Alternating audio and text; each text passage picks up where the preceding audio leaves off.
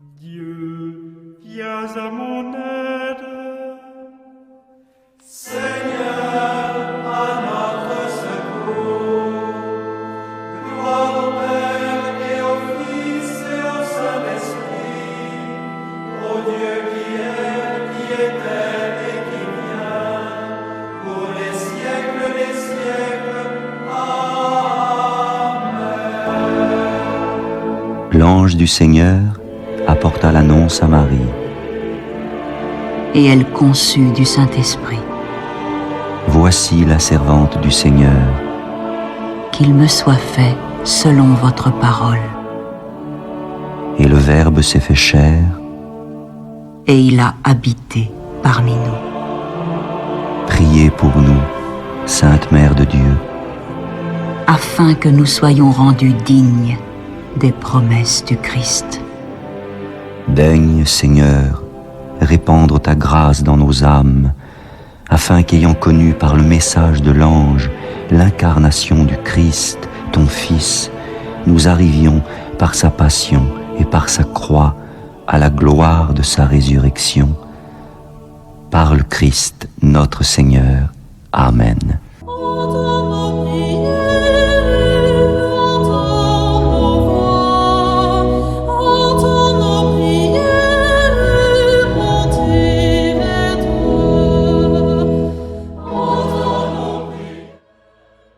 Seigneur, dans le silence de ce jour naissant, je viens te demander la paix, la sagesse, la force.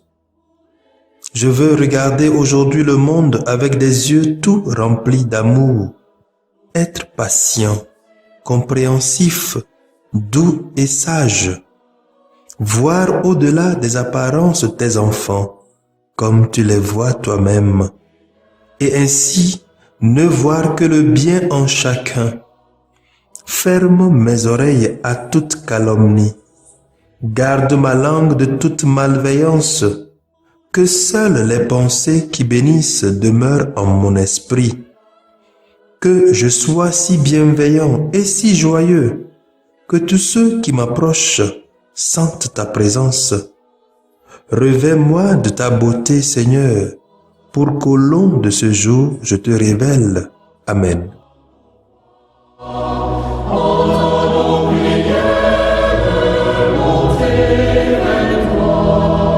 Écoute la voix du Seigneur, prête l'oreille de ton cœur, qui que tu sois, ton Dieu t'appelle, qui que tu sois, il est ton Père, toi qui aimes la vie, oh, toi qui veux le bonheur. Les textes de ce troisième dimanche du temps de Carême, année B, nous sont lus par sœur Diane Audrey-Raymond de l'Institut des Sœurs Notre-Dame des Apôtres et le diacre Mathias Etche de la Société des Missions Africaines, commenté par le Père Pierre-Paul Anani de la Société des Missions Africaines. Tu entendras que Dieu fait grâce, tu entendras l'Esprit d'audace. Première lecture. Lecture du livre de l'Exode, au chapitre 20, du verset 1 au verset 17.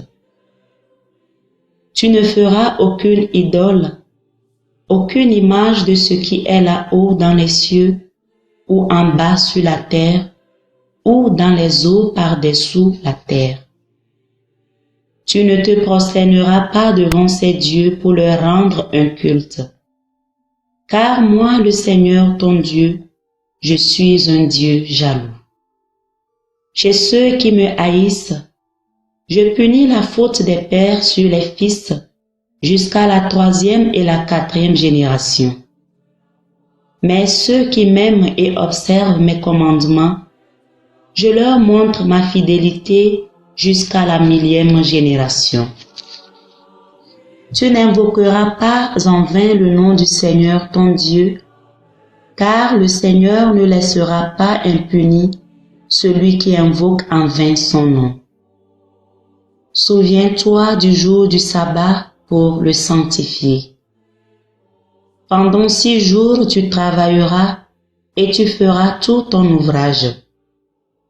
Mais le 7e jour est le jour du repos, sabbat en l'honneur du Seigneur ton Dieu.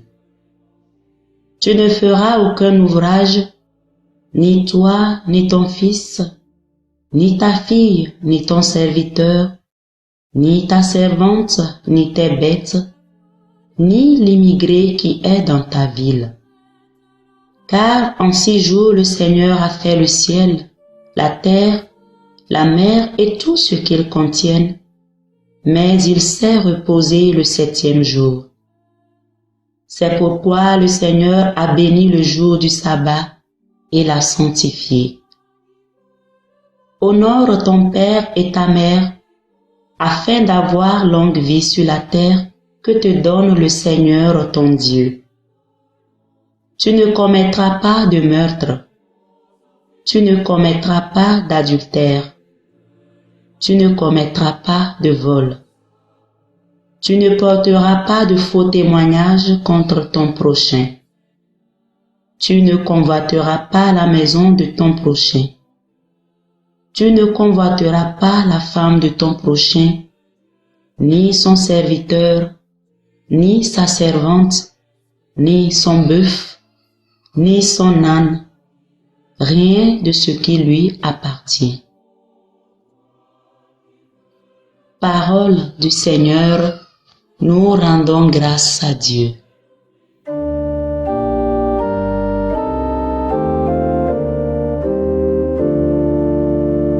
Seigneur, tu as les paroles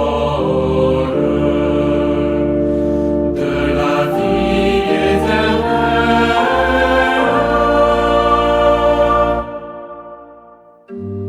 La loi du Seigneur est parfaite, qui redonne vie. La charte du Seigneur est sûre, qui rend sages les simples. Les préceptes du Seigneur sont droits, ils réjouissent le cœur. Le commandement du Seigneur est limpide, il clarifie le regard.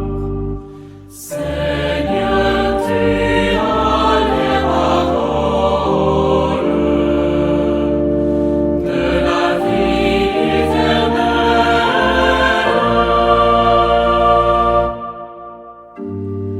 La crainte qu'il inspire est pure, elle est là pour toujours. Les décisions du Seigneur sont justes et vraiment équitables. Plus désirable que l'or, qu'une masse d'or fin, plus savoureuse que le miel qui coule des rayons. Seigneur, tu as les paroles de la vie éternelle.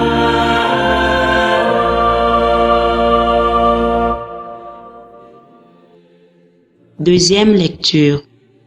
Lecture de la première lettre de Saint Paul apôtre aux Corinthiens, au chapitre 1, du verset 22 au verset 25. Frères, alors que les Juifs réclament des signes miraculeux et que les Grecs recherchent une sagesse, nous proclamons un Messie crucifié, scandale pour les Juifs, folie pour les nations païennes.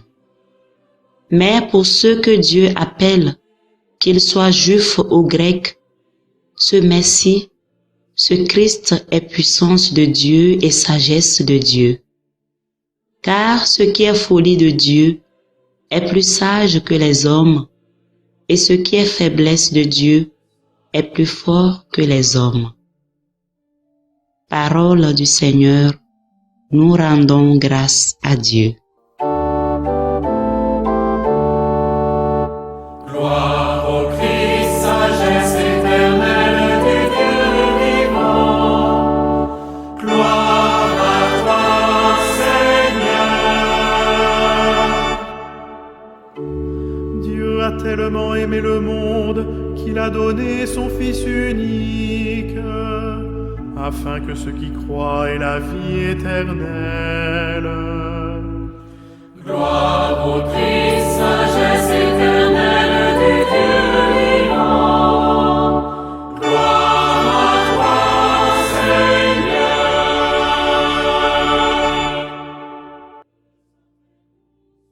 Le Seigneur soit avec vous.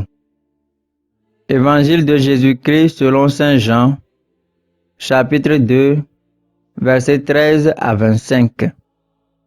Comme la Pâque juive était proche, Jésus monta à Jérusalem. Dans le temple, il trouva installés les marchands de bœufs, de brebis et de colombes, et les changeurs. Il fit un fouet avec des cordes, et il les chassa tous du temple, ainsi que les brebis et les bœufs. Il jeta par terre la monnaie des changeurs, renversa leur comptoir et dit aux marchands de colombes, « Enlevez cela d'ici. Ne faites pas de la maison de mon Père une maison de commerce. » Ses disciples se rappelèrent qu'il est écrit, « L'amour de ta maison fera mon tourment. » Des Juifs l'interpellèrent, « Quel signe peux-tu nous donner pour agir ainsi ?»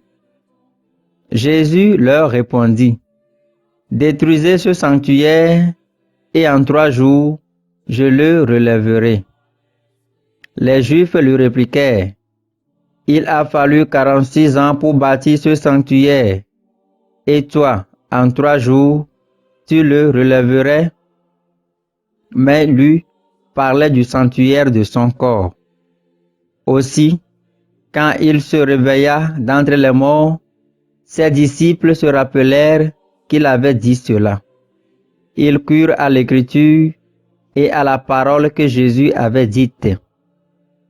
Pendant qu'il était à Jérusalem pour la fête de la Pâque, beaucoup crurent en son nom, à la vue des signes qu'il accomplissait. Jésus, lui, ne se fiait pas à eux, parce qu'il les connaissait tous, et n'avait besoin d'aucun témoignage sur l'homme. Lui-même, en effet, connaissait ce qu'il y a dans l'homme. Acclamons la parole de Dieu.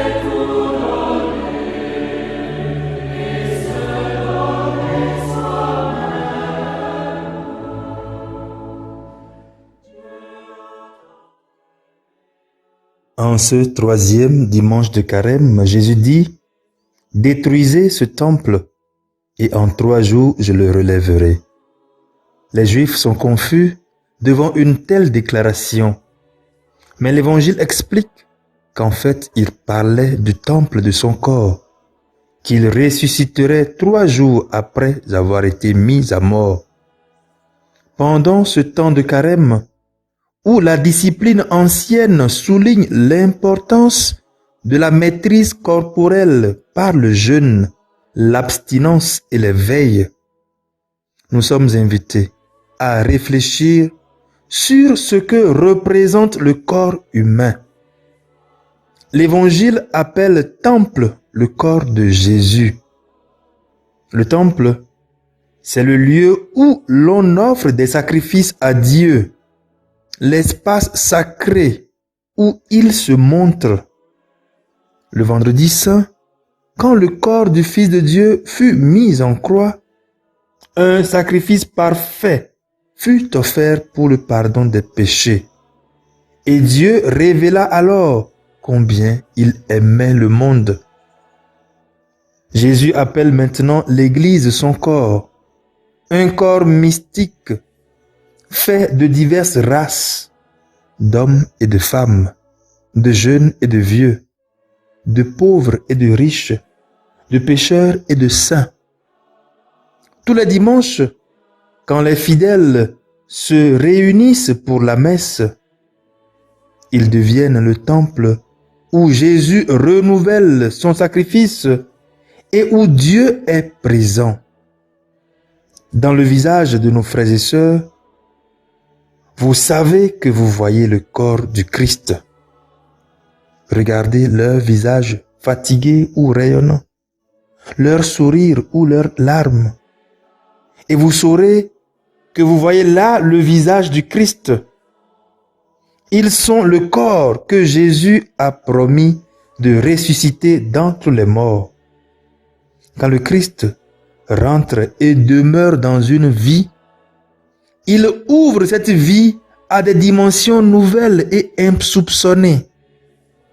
Le corps humain, devenu corps du Christ, est alors investi de pouvoir de création, d'amour, de pardon, de compassion, de relations saines, doté de sens d'engagement pour une juste cause pour le bien de tous, capable de faire des choix en faveur de la vie, capable d'inventer des voies de solidarité pour bâtir une société où l'amour de Dieu est la seule loi qui gouverne.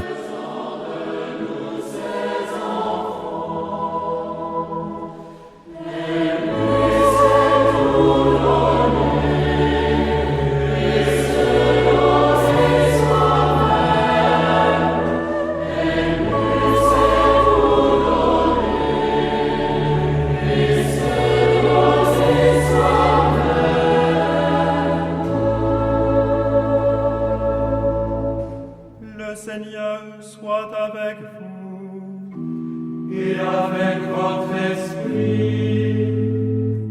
Que Dieu Tout-Puissant vous bénisse, le Père, le Fils et le Saint-Esprit. Amen.